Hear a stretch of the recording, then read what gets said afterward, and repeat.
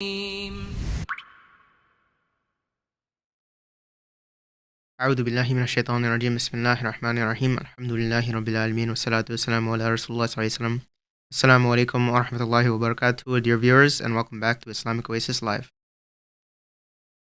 Subhanallah, today we have Brother Akram El Satarri again. Akram El Satarri is a reporter, a journalist, and an aid worker who is inside Gaza right now as we speak. So, alhamdulillah, we've been very blessed to have him on previous live streams before. You can check our channel previous lives to see some of the work he does. Subhanallah, his his dedication and his insights and his sincerity are very valuable in this terrible trial, this terrible situation, this invasion from the occupying power that the people of Palestine are subjected to right now. Subhanallah. Please do watch those previous lives if you have not. Today, inshallah, we wanted to have Akram El Satarri also have a live stream with us, like those previous sessions, but unfortunately, this is not the case that this is achievable due to the increased bombing campaigns following the truce. This Brother Akram has had to relocate for the time being, and the situation is not pretty, brothers and sisters. They just put it in a very nice way. Subhanallah. So we sent forward a few questions to Brother Akram. He responded to them through recorded voice notes. So inshallah, we will cut to that shortly. The situation is heart-wrenching, brothers and sisters. But subhanallah, we are very blessed to have people like Brother Akram El Satarri and other reporters, other journalists, other aid workers who are documenting the situation right now. And keep in mind, brothers and sisters, that these are people who they're risking their life for the sake that people can see the atrocities that are being committed to the Palestinians day and night.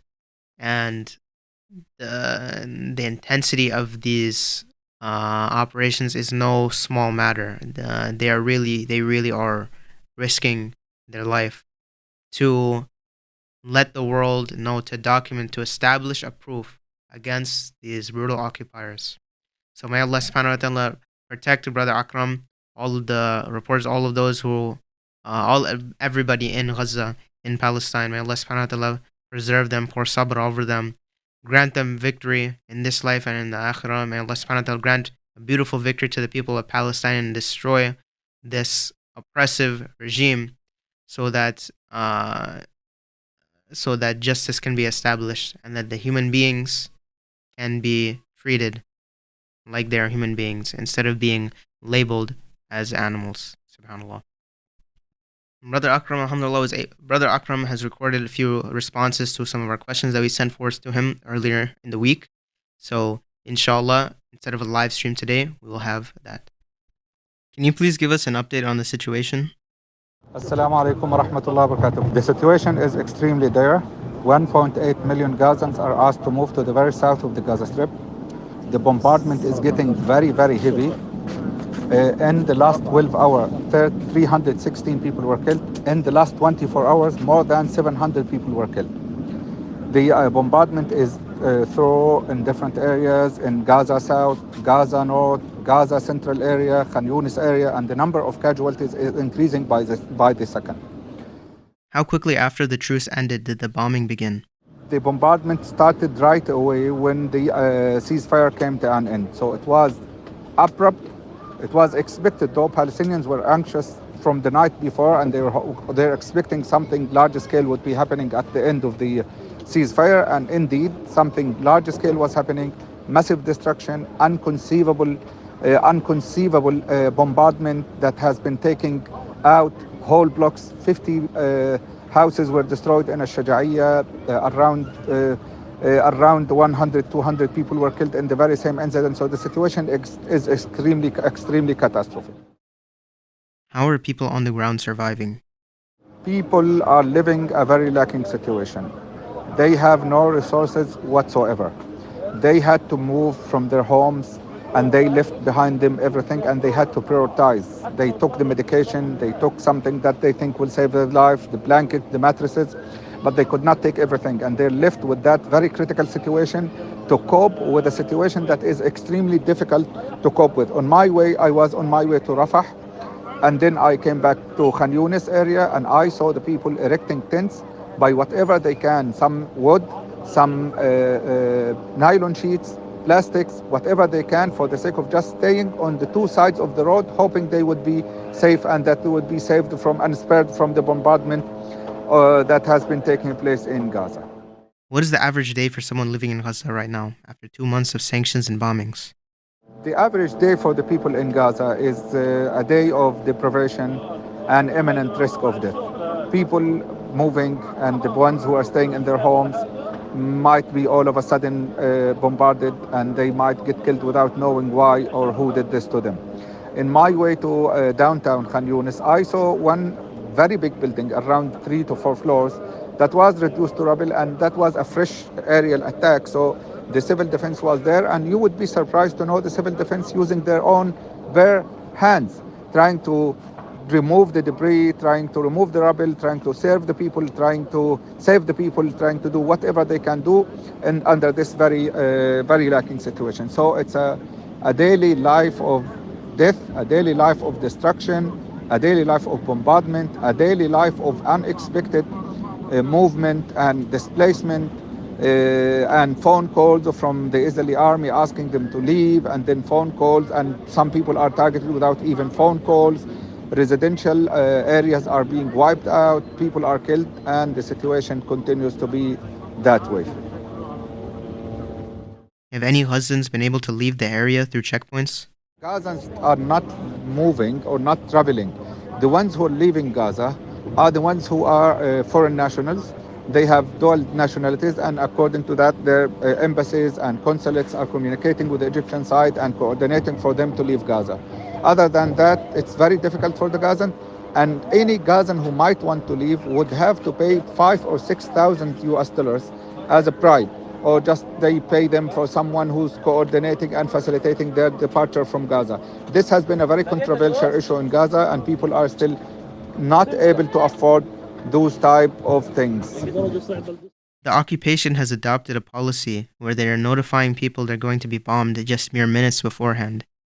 Can you explain this strange procedure?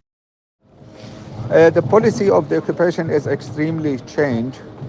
They normally do not notify people. Like in a Shajaiya neighborhood, when they targeted 50 homes, whole block, they did not notify them. And that resulted in the killing of around 100 to 200 Gazans and the injury of like many folds of them. So, but the strange policy that is followed, and it was followed in my area, they contact people who live in the residential towers and tell them, we want you to evacuate because we want to destroy the building. So they give people 1 hour, sometimes like a little bit longer than 1 hour, to take whatever they can take and to flee from the building. I think this policy is a policy to spread the panic and the fear among the people in Gaza Strip. And it is indeed very strange. It's very difficult to understand. There is no security motive, because if they have someone who's wanted, they will reduce the building to rubble in an eye, a blink of an eye. So they do that to scare people. They do that to drive people away from the areas. They want them to leave to the areas they want them to go to. Can you explain the situation in hospitals right now, especially Nasr Hospital in Khan Yunis, where Islamic Oasis is supporting? The situation in the hospitals is extremely dire. Now Kamal Udwan Hospital is being targeted. In the meantime, as we talk, is being targeted. Tens of people are killed, and tens of people again are thrown. Tens of the bodies are again thrown in the yard of the hospital, and people cannot even bury them, and they cannot take them somewhere out. And the morgue is full, and the different wards cannot take alive people, let alone dead people. The capacity of the hospital is multiplied now by 5 or 6, because the number of people has been increasing, the number of injured people is increasing constantly, and the bombardment is getting heavier and fiercer every single second in that area. And we have been hearing the news about these things that were happening, and then people seem, and the hospitals seem to be already out of service, but they're still trying with the minimum or nothing they have to serve the people, which includes doing some surgeries without anesthesia, trying to do some other things that are very painful for the patients but very needed to save their life. And you can imagine what kind of strategy and how can that be wrenching from a psychological perspective for the ones who are under the surgery and for the ones who are conducting the surgery. Nasser Hospital is struggling. I'm in Nasser Hospital talking to you now. They have been receiving large number of people injured. They have trying to cope as well. They are working with the minimum they have. They received some medical supplies during the ceasefire, and they are working with them, hoping they would serve the increasing number of people injured who are coming to seek medical care. Some sources are saying the truce broke down because Israel demanded the opposition release captured soldiers, which it did not have in the negotiations to begin with. What is the likelihood that this is a move to justify their continued bombings by portraying the opposition as irrational actors? The matter of fact, Israel refused to pay the invoice of releasing their soldiers. The resistance has been releasing women and children, as part of an agreement to release Palestinian children and women. So the deal went on, and the resistance found out that Israel was listing the names of 10 Israeli female soldiers.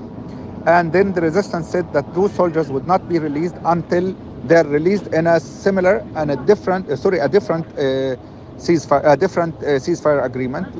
And the agreement should be that the fighters should be released if other fighters from the Palestinian side who are imprisoned by Israel are released.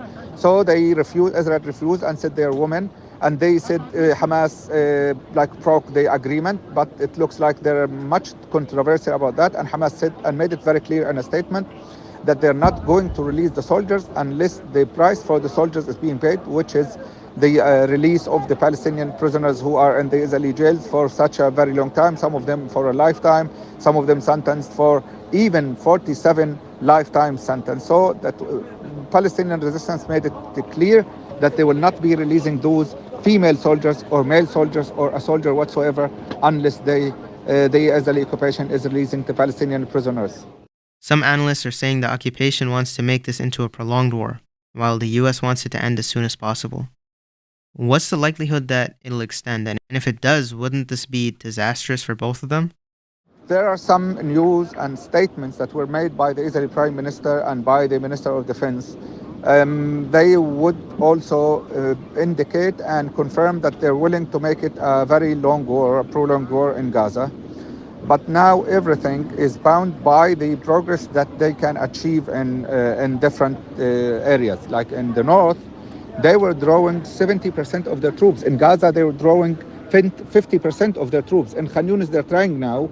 They have reached some tender points, tender spots, tender areas, poor areas, and they think they're going to proceed. But I think the resistance is putting up a fight that would prevent them, or at least would fight and confront them face to face in the streets of the areas they are entering. So I think this has to do with how capable they are of dictating their will militarily, and how steadfasting they can be in the face of the resistance. This is a type of urban war that is difficult to decide, and it's difficult for them to be engaging in a prolonged war. They have been in Gaza in 1978. They withdrew from Gaza in 2005. So I think it's a critical thing for them, and I think whatever they are doing is being done for the sake of just reaching a common ground and using a leverage against the Palestinian resistance to make them accept the terms and the conditions of any future deal. But I don't see them succeeding in doing that. We've seen an uptick in religiosity and a revitalized Muslim solidarity during this terrible crisis. How do you think the rulers of Muslim countries will justify their legitimacy if they don't respond to this open genocide in a concrete way? Well, I think the religious solidarity is now the prevailing concept. And I think with that, there is also this humanitarian solidarity. There is a very strong activism all over the world, in the USA, in Europe, that is in support of Palestine. That is saying nothing on our name. There are some Jewish people also who are fighting against this injustice. So I think it's more of a broader humanitarian issue, with the Muslims also looking and at that and perceiving it as something purely religious that they should keep supporting and fighting for. So Arab leaders now are trying to justify whatever happens. So it's like they are not doing anything to stop Israeli occupation from doing whatever it's doing to Palestine. And at the very same time, they are worried about the internal dynamics in their own countries because they understand Palestine is such a very sensitive issue for all the Muslims and the Arabs all over the world and the free people all over the world. So they are in a very critical situation, as if they are between the hammer and the hard look. They're trying to do things. They're trying to stop their people, but with every single second of the steadfastness in Gaza and the continuous fighting of the resistance, they are even being embarrassed more. And I don't think they are very happy about the things that are happening. Not that because they don't want Palestine to be killed, no, but rather because they understand that this whole thing undermines their power, and that whole thing put to risk their reign and their authorities. What is the occupying powers trying to accomplish with this bloodshed? They want to destroy everything that has to do with life-saving issues. They want to destroy the primary healthcare centers. They want to destroy the hospitals. They want to destroy the ambulances. They want to kill. They want to kill the medical teams. They want to kill the patients. They want to destroy the premises of the hospitals. They want to leave Gaza with no means of life whatsoever. That's what they are trying to do, and everything that they are doing now is indicative of that. Jazakallah khairan, Akram El Satarri. If you have any closing statements for our viewers, please say what's on your mind. The Muslim world is a complicit. They have already given them the green light to destroy Gaza. Gaza embarrasses the stooges of the West in Palestine and in the Arab world. The Saudis that are busy claiming that they have the agency to represent the Muslim Ummah are just a bunch of losers who are misrepresenting Islam and humanity. All the rulers around Palestine and the Arab world are just keeping, it looks like a historical promise to weigh the Palestinians down. This is changing. Tide is turning with a very big sacrifice that people of Gaza are paying. Things will change to the better, bi'idhnillah azza wa jal. And these are the end of the questions that we have for you today, brothers and sisters. Inshallah, Brother Akram El Satarri will continue to update us and report about the situation, the brutal situation that is going on in the invasion of Gaza by the occupying power. And brothers and sisters, please remember those reporters like Brother Akram, those aid workers, all of the people of Gaza in your du'as. May Allah subhanahu wa ta'ala preserve them, pour sabr into their hearts, and grant a beautiful victory to the people of Palestine. May Allah subhanahu wa ta'ala grant a beautiful victory to the Muslims all over the world who are suffering under terrible conditions. Inshallah, we'll see you next week. Until then, Assalamu alaikum wa rahmatullahi wa barakatuh.